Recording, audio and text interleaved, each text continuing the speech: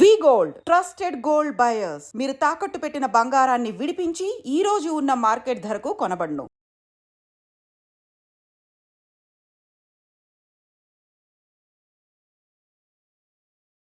Attack అనేది మతపరంగా జరిగిందండి. అది ఇండియా పైన 370 ఆర్టికల్ ఉంది కదా, దాని గురించి అనేది జరిగిందని మేము అనుకుంటున్నాము. అదే దానికి వ్యతిరేకంగా జరిగిందని భారతదేశ అది తీసేయాల్సింది కాదని వాళ్ళ ఉద్దేశం. ఎందుకంటే అక్కడ ఉన్న ప్రజలకు ఫ్రీడమ్ కల్పించాలని భారత్ యొక్క ఒపీనియన్. అందుకే మతపరమైన అది మతపరమైన అటాక్ అని చెప్పేసి నేను అంటున్నాను. హిందువులు పక్కకు రండి, ముస్లిమ్స్ పక్కకు వెళ్ళండి, మీ మోడీకి చెప్పండి. అది చాలా తప్పు అండి. ఎందుకంటే ఇక్కడ ఉన్నది ప్రతి ఒక్కరూ అన్ని మతాల వాళ్ళు కలిసి ఉన్నారు. ఇట్లా మనం హిందువులు వేరు, క్రిస్టియన్స్ వేరు, ముస్లిమ్స్ వేరు అని మనం ఘర్షణ పడితే దేశం ముక్కలవుతుంది. ఇప్పుడు ఫర్దర్ గా కేంద్రం అంటే ఏ దిశగా ఆలోచించాలి? ఇప్పుడు రకరకాల వార్తలు వస్తున్నాయంటే జనం ప్రతి ఒక్కరు ఒక్కొక్క రకంగా మాట్లాడతారు. మనం వాళ్ళ విషయాలు కాకుండా మనం ఇక్కడ ఉన్న వాళ్ళం యూనిటీగా ఉండాలి. యూనిటీగా ఉంటే పక్క నుంచి ఎవరు అటాక్ చేయడానికి వీలు ఉండదు. మోడీ గారు ఏం చెప్తారు, హిందువులందరూ ఒకటిగా ఉండండి అంటే అట్లానే కాకుండా ఇండియాలో ఉన్న వాళ్ళంతా ఒకటిగా ఉండాలి. అప్పుడు వేరే వాళ్ళు మన దగ్గరికి రారు. విడదీసి మాట్లాడకూడదు. ఎందుకంటే ఇక్కడ 4 రకాల మతాలు ఉన్నప్పుడు మనం హిందువులం ఒకటిగా ఉండాలంటే పక్క వాళ్ళం వేరు చేసినట్టే కదా. అట్లా ఇప్పుడు యుద్ధం జరుగుతుందో ఇంకోటో అది అట్లా జరిగినప్పుడు కూడా ముస్లిమ్స్ అందరూ మళ్ళీ వేరైపోయి వాళ్ళకి సపోర్ట్ చేస్తారు కదా. ఎవరిని వేరు చేయకూడదు. మనం ఇంటి పక్కన ముస్లిం పర్సన్ ఉన్నాడు, అతనికి మనకు ముస్లిం హిందువులు అందరూ ఒకటిగా అంటే ఇంటి పక్కన ఉన్న అతను వేరుగా మాట్లాడుకుంటాడు కదా.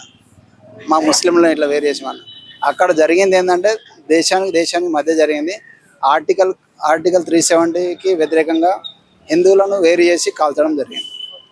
ఇప్పుడు టెర్రరిజం పూర్తిగా పోవాలంటే ఎట్లా?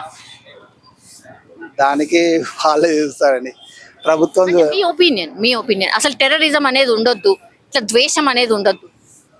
టెర్రరిజం వల్ల ఏం యూజ్ లేదండి. ఎందుకంటే వాళ్ళకు భూభాగం కావాలి అని చెప్పేసి, సపరేట్ దేశం కావాలని చెప్పేసి వాళ్ళు కొట్లాడుతున్నారు.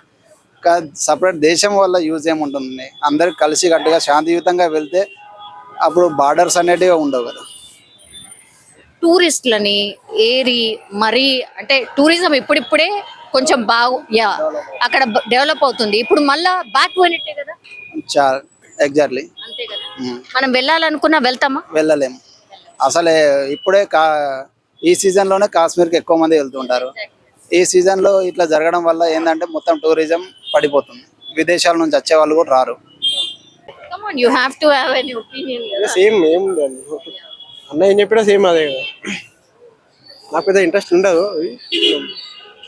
Generally sir. అంటే ఇప్పుడు ఏ నలుగురు కలిసినా కూడా ఇదే కదా, అంటే ఎందుకు ఇట్లా అయింది అని. అంతే కదా, అందరు కలిసి ఉండాలి కాబట్టి కలిసి ఉంటే బెటర్ అందరూ. మరి ఇట్లా ఇప్పుడు కూడా ఈ జనరేషన్ లో కూడా మనం మతం అని కులాలని ఇవన్నీ ఎందుకు? వేస్ట్ ఆఫ్ టైం కదా. ఇంత టెక్నాలజీ ఇంత వచ్చినప్పుడు కూడా మనం మతం గీతం అని ఎందుకు? కానీ అక్కడక్కడ కొన్ని వ్యాఖ్యలు కూడా వినిపిస్తున్నాయి కదా, 15 నిమిషాలు మమ్మల్ని వదిలేయండి, మేము హిందువులందరినీ కూడా కాల్చేస్తాం, అట్లాంటివి కూడా వినిపిస్తున్నాయి కదా. అట్లాంటివి కూడా ఉన్నాయి కదా. మరి వేరే వాళ్ళు రెచ్చగొట్టే మాత్రం మనం అలా రెచ్చిపోద్దు కదా. అట్లా వాళ్ళని ఎవరో రెచ్చగొట్టి నక్సలైట్స్ ఎవరో సంథింగ్ ఏదో వాళ్ళ బ్యాక్ ఏదో టీం ఉంది, వాళ్ళు రెచ్చగొట్టారు, వీళ్ళు చేశారు. బట్ అందరం కలిసి ఉండాలి, అన్ని మతాలు కలిసి ఉండాలి అనేది అంతే. ఇక్కడ లేని విధంగా ఇక్కడ ఇండియాలో మతాలన్నీ కలిసి ఉంటున్నాయి మేడం. ఇక్కడ ముస్లిం, హిందూ, క్రిస్టియన్ అని వేరు చేసి మాట్లాడితే పెద్ద గొడవలు జరుగుతాయి. ఆ గొడవలు జరగకుండా ఉండాలంటే అందరు కలిసి కట్టుగా ఉండి టెర్రరిజాన్ని ఎదుర్కోవాలి. హిందువులే ఒక్కరే ఎదుర్కోవాలంటే ఎదుర్కోలేరు. టెర్రరిజం లేకుండా చేయాలి అంటే ఎట్లా? కొంచెం కష్టమే కానీ ప్రయత్నించాలి కొంచెం. ఇప్పుడు మన బార్డర్స్ దగ్గర కొంచెం టెన్షన్ వాతావరణమే కనిపిస్తోందండి. LOC, POK దగ్గర ఏం జరగచ్చు అనుకుంటున్నారు? చూడాలి గవర్నమెంట్ ఏ డిసిషన్ తీసుకుంటుందో. అంతే. గవర్నమెంట్ యుద్ధం జరుగుతుంది అనుకుంటున్నారా? లేదు, జరగదు అనుకుంటున్నాను. జరిగితే ఏమైతుంది అనుకుంటారు? ఒకవేళ జరిగితే అందరికీ లాస్ జరుగుతుంది. ఇప్పటికే ఇండియా కొంచెం బ్యాక్వర్డ్ స్టేట్గా వెళ్ళిపోతుంది ఈ ఇట్లాంటి. ఈవెన్ ఇప్పుడు హైదరాబాద్లో కూడా చూసారు కదా రీసెంట్గా మనం సికింద్రాబాద్లో సేమ్ అవి దాదాపు సేమ్ అన్నారు కదా. సో ఇలా జరగకుండా ఉంది.